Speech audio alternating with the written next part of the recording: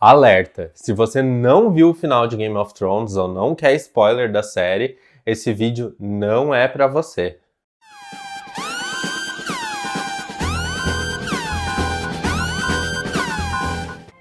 Nós quebraremos a roda, unidos. Você é minha rainha. Agora e sempre.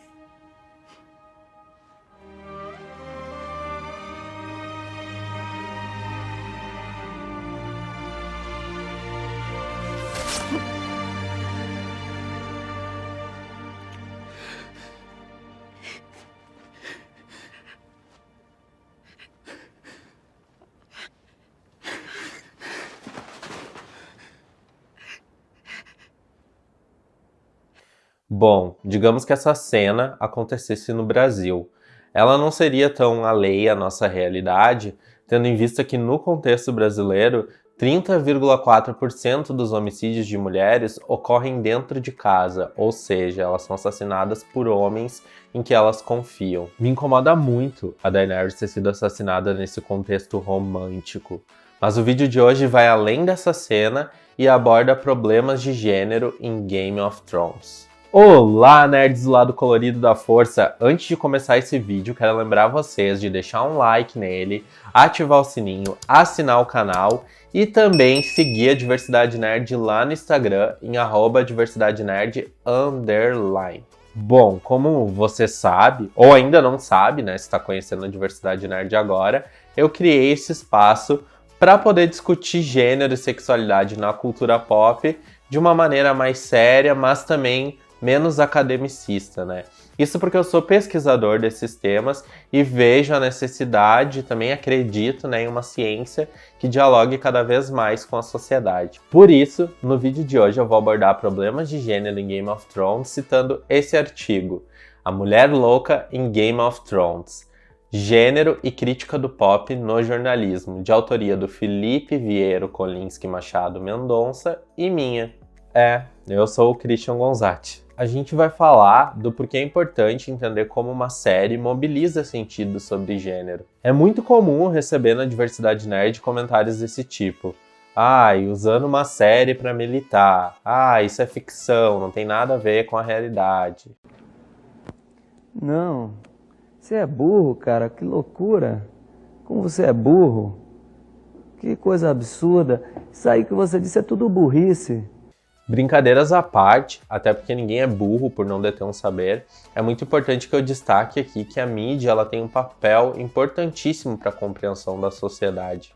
Inclusive, existem áreas científicas que são voltadas ao estudo da mídia, que é onde eu estou mais enquadrado, inclusive. Bom, então a representação que a mídia veicula, ela acaba sendo muito importante para as pessoas. A gente tem uma autora, a Catherine Woodward, que ela vai falar, né, de como a mídia, ela veicula sentidos que acabam sendo muito importantes para a constituição de identidades, tanto coletivas quanto individuais. Tem um trecho dela que sintetiza um pouco, né, de como essas práticas de representação simbólica, elas importam. Ela diz o seguinte: quem eu sou, o que eu poderia ser, quem eu quero ser, os discursos e os sistemas de representação constroem os lugares a partir dos quais os indivíduos podem se posicionar e a partir dos quais podem falar. Então a mídia ela acaba sendo muito importante para esse processo de identificação, contra-identificação, para a gente inclusive entender os lugares que nos são permitidos no mundo, como homens, mulheres, pessoas LGBTs, e também para problematizar esses lugares, né? A pesquisadora Valerie Stelly Frankel destaca no livro Women in Game of Thrones como o autor da série, né, o George R.R. Martin, ele assume uma posição de tentar trazer uma representação feminina que seja mais potente.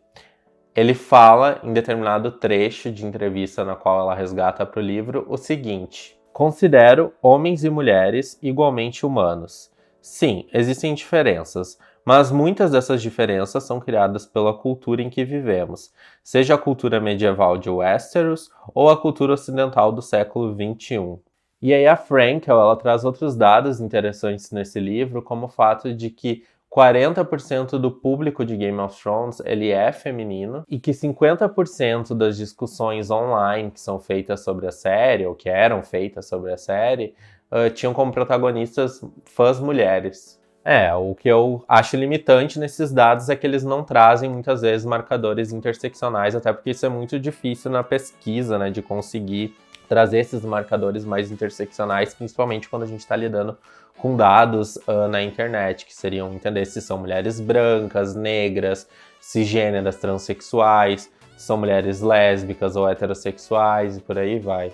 No livro Women of Ice and Fire, as pesquisadoras Annie Jelvsky e Rick Schubert, elas demonstram como Game of Thrones, ao mesmo tempo que vai trazer uma narrativa que pode, em determinados contextos, resgatar uma potência feminina, servir para uma potência feminina, ela também pode sinalizar um lugar na narrativa que está contando essas histórias numa lógica mais patriarcal e machista. Quando a gente olha para a trajetória da Daenerys, por exemplo, a gente tem vários momentos em que ela é apresentada como uma mulher forte, uma líder, que é destemida.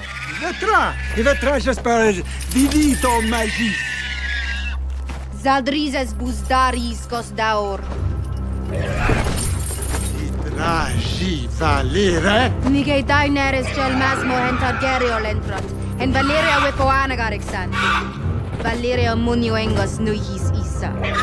E por outro lado, a gente tem momentos que reforçam, né, estereótipos e violências de gênero, como a cena do estupro lá na primeira temporada da Daenerys, que foi inclusive criticada pelo autor por não estar nos livros. Assim como na trajetória da Sansa, a violência que ela sofre por ser mulher, ou seja, perpassada pelo gênero feminino, acaba sendo a justificativa narrativa que mostra como ela teria ficado mais forte, né, após passar por trágicas violências, inclusive um estupro. Há um trabalho muito relevante na crítica de gênero que é feito por portais que são organizados por mulheres feministas nerds. Um dos espaços que eu gosto muito nesse sentido é o Nod 8, que foi idealizado pela Lara Vascolto. Um dos textos que ajuda a pensar nos problemas de gênero que existem em Game of Thrones, pensados também, né, por uma mulher, importante destacar isso, é com o seguinte título: 4 verdades sobre a violência contra a mulher que a cultura pop precisa aprender, da Lara Vascolto, né, a idealizadora do Nod 8. Esse texto ele ajuda a pensar, com vários exemplos, né, como uma das maiores diferenças entre as violências que as personagens femininas sofrem em relação aos personagens masculinos é que as violências contra as personagens femininas, elas são quase sempre de cunho sexual. Ou ela é estuprada, ou a ameaça de estupro ela está sempre presente ali na narrativa, né? Eu vou ler um trecho do texto. Fazer com que violência sexual seja quase que exclusivamente destinada a personagens femininas é mais uma vez reduzir mulheres aos seus corpos, mais especificamente às suas vaginas, né? Pensando, né, parênteses aqui, em mulheres cisgêneras, colocando-as novamente no papel de objeto sexual à mercê de personagens masculinos, sejam eles os mocinhos ou os vilões. E em Game of Thrones nós temos muito isso, né? A Daenerys, a Sansa, a Cersei são mulheres que passam por esse estereótipo da violência de gênero. O estupro, infelizmente, é um medo que as mulheres precisam administrar na vida real. A edição do Anuário Brasileiro de Segurança Pública mostra que um crime de estupro foi registrado a cada 8 minutos em 2019. Foram 66.123 boletins de ocorrência de estupro e estupro de vulnerável registrados em delegacias de polícias apenas nesse ano. E a maior parte das vítimas é, né, do gênero feminino, cerca de 85,7%. Em 84,1% dos casos, o estuprador, né, quem cometeu a violência, era um conhecido da vítima.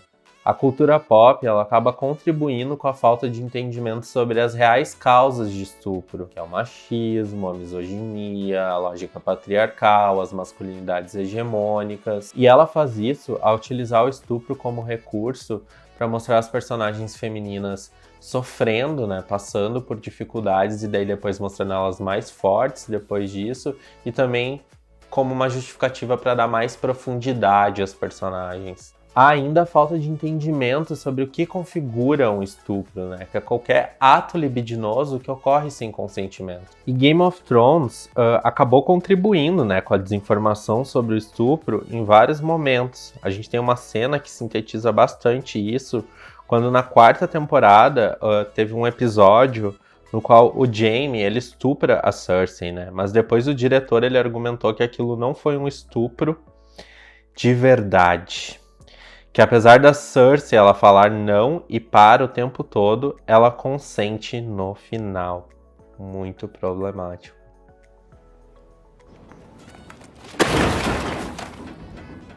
Tudo isso faz, como também aponta Lara Vascolto, né, com que as mulheres sofram violências que são indissociáveis de gênero, o que coloca elas eternamente na condição de vítimas. Na pesquisa da Ana Paula Pencala, do Lucas Pessoa Pereira e da Isadora Eberson, que tem o seguinte título: Arquétipos complexos de gênero em Game of Thrones, Daenerys, nascida da tormenta, a puta, a guerreira, a mãe, elas e ele, né, voltam de modo mais específico a atenção para Daenerys, sinalizando como, tanto na narrativa literária quanto na audiovisual, a personagem ela vai se constituir a partir de múltiplos arquétipos e papéis.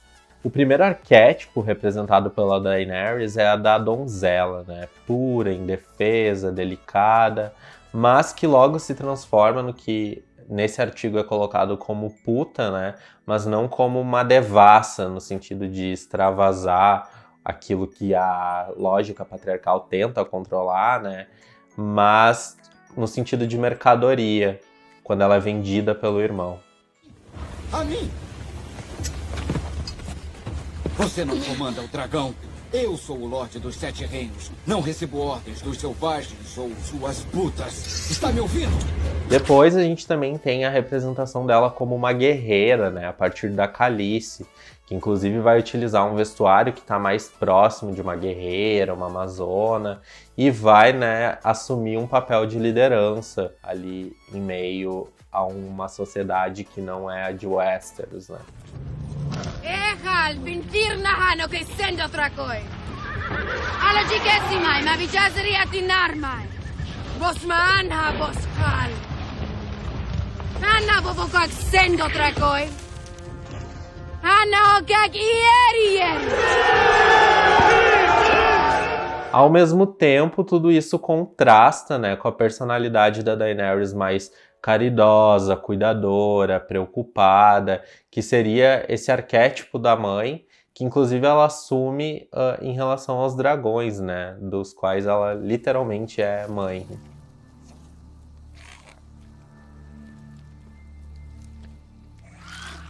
A gente também tem o trabalho da Rachel Hartnett, que é a tese de doutorado nela, na verdade, que tem o seguinte título: Missa or Monster, Masculinization, Mimicry and White Savior in A Song of Ice and Fire.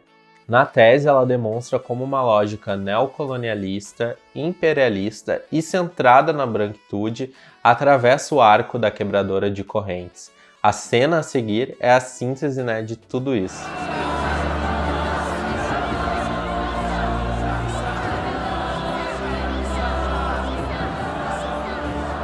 Então a Daenerys aparece nessa cena como um ponto extremamente branco, até o cabelo é branco, e que se coloca, né, e que é colocada na narrativa, né, como a salvadora de um povo escravizado. Essa cena diz muito sobre os atravessamentos de raça em Game of Thrones, mas isso seria um tema para um outro vídeo, né, com outras referências e que eu acho muito importante de ser discutido. A good question for another time. Espero que tu tenha gostado do vídeo. Todas as referências elas estão na descrição. Deixa um comentário contando o que tu achou. É muito importante isso. E não se esquece também de deixar o like, ativar o sininho, assinar o canal e também seguir a Diversidade Nerd lá no Instagram em @diversidade_nerd_. É isso, um beijão e que o lado colorido da força esteja sempre com você.